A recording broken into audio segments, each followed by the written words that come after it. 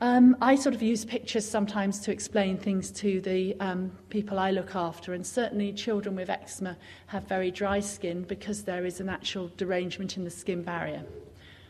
This is something Margaret and I could talk about at length, but the basics are that if you have normal skin, it's like an evenly brand new cement wall with even corneocytes that are not letting irritants in or water out through the transepidermal water loss. So this is representing the stratum corneum.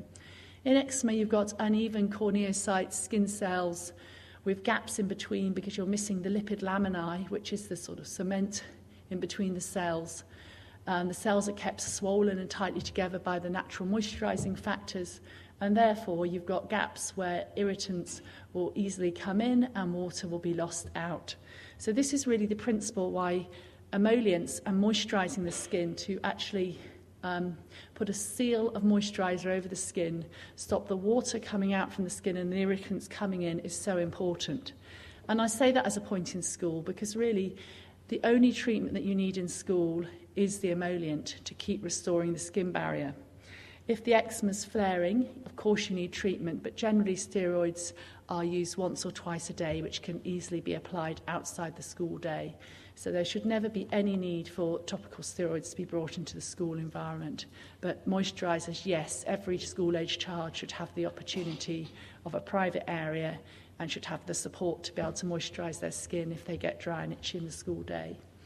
Itch is very difficult to manage in eczema sometimes. It often is a vicious cycle, and the dry skin will always lead to itching.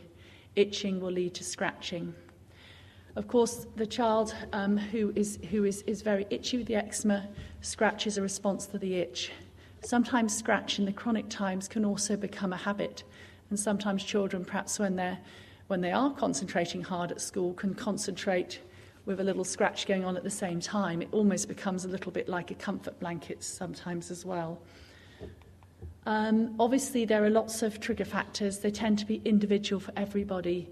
But I think in school, one of the biggest trigger factors perhaps is the soap. Schools, like public places, use sort of quite harsh detergent type, cheap liquid soaps. And again, the child of eczema, this could play havoc. Where at home they've been very careful, using soap substitutes, not using soaps. And of course, if they're doing artwork or, even getting muddy in the school playground, they might be encouraged to wash with soap at school.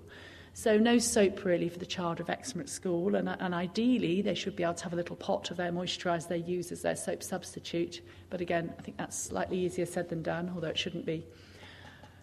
Climate can make a difference, so sometimes playing outside in the playgrounds, classrooms can be very hot, so moving from hot to cold atmospheres again can trigger the eczema as well.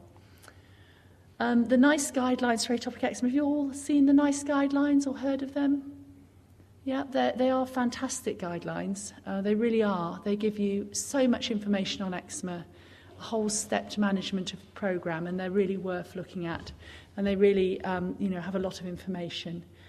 I won't go through all this assessment, but they if you have a child in school with eczema, taking through an assessment and asking all the relevant questions to actually assess how to help that child individually is very important.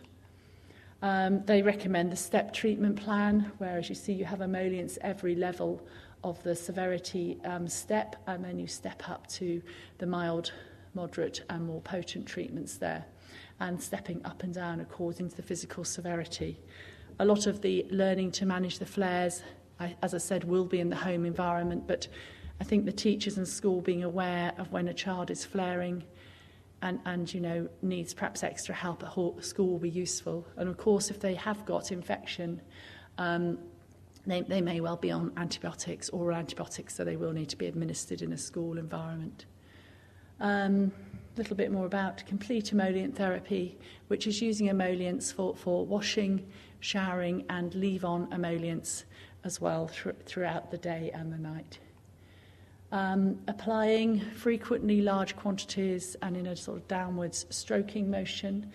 I certainly work with the children in my clinic while they're sort of older aged nursery child, 3.5 to 4, and basically working with the parent and have been with the nursery teachers as well.